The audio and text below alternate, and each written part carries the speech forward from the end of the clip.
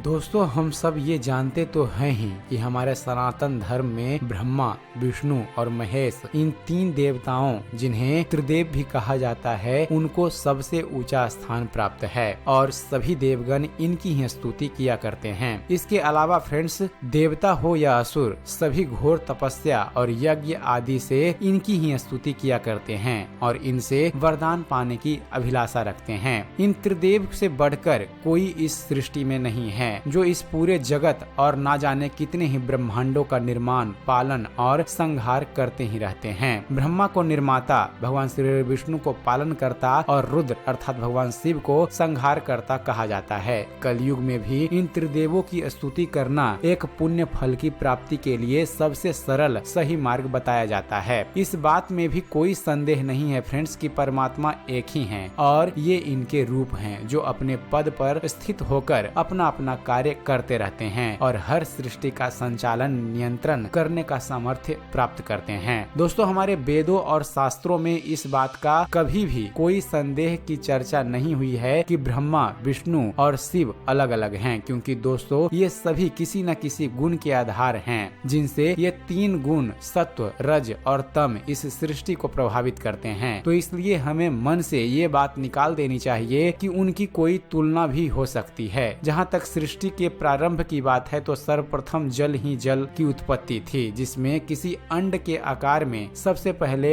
भगवान विष्णु का प्रादुर्भाव हुआ और उसके बाद ब्रह्मा और रुद्र की उत्पत्ति हुई थी। फ्रेंड्स, सनातन धर्म के अनुसार प्राप्त ज्ञान से हम इन्हीं देवताओं को सर्वप्रथम पूजनीय मानते हैं और इनसे ऊपर शायद ही किसी देवता की कल्पना कर सकते हैं। पर फ्रेंड्स, हमें इस ज्ञान को और प्रबल करते हुए ये जान लेना चाहिए कि पुराणों में ऐसे कई प्रसंग हैं जिनमें इन त्रिदेवों से भी ऊपर किसी देवता का उल्लेख हुआ है और आपको जानकर ये जरूर हैरानी होगी कि इन त्रिदेवों को जो भी शक्ति प्राप्त हुई है वो वरदान स्वरूप उसी देवता से मिली है। फ्रेंड्स, वो देव कोई और नहीं, स्वयं जगदीश्वर का अन्य रूप श्री सूर्य नारायण महाराज ही हैं, जो इस सृष्टि के आदि से ही हमारे समक्ष विराजमान हैं। भविष्य पुराण के अनुसार कल्प के प्रारंभ में सभी देवगण और त्रिदेव अहंकार से वशीभूत हो गए थे और तम रूपी मोह ने उन्हें ग्रस्त कर दिया था। उसी समय आकाश से एकाएक एक असहनीय तेज प्रकट हुआ जिसका कोई स्वरूप और आकार नहीं था। सभी देवगणों ने सोचा कि ये कोई दिव्य शक्ति है जो इस अहंकार रूपी अंधकार को नष्ट करने आई है।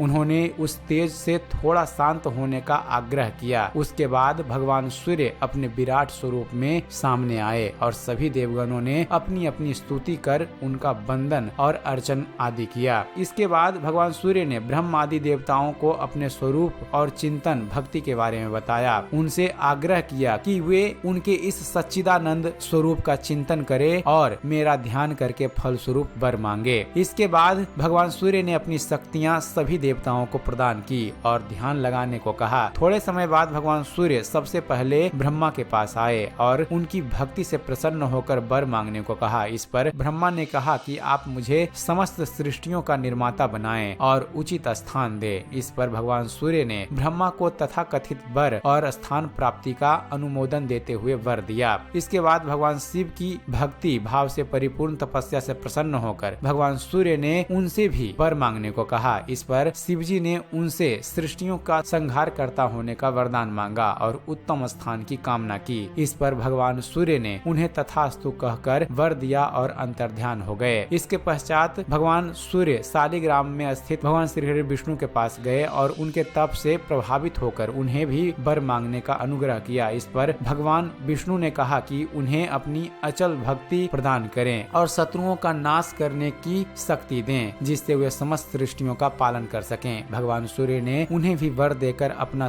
कार्य संपूर्ण किया और अंतर्ध्यान हो गए। दोस्तों, यह कथा भविष्य पुराण से ली गई थी। तो उम्मीद करते हैं फ्रेंड्स आप सभी को हमारा ये वीडियो पसंद आया होगा। अगर वीडियो पसंद आया हो तो वीडियो को लाइक और शेयर करना ना भूलिएगा। और दोस्तों, ऐसे ही धर्म और इतिहास से जुड़े हुए ज्ञानवर्धक वीडियो देखते रहने के लिए हमारे इस चैनल ज्ञान मंथन को सब्सक्राइब करना ना भूलिएगा। हमारे चैनल को सब्सक्राइब कीजिए और देखते रहिए, जानते रहिए। धन्यवाद। जय हिंद।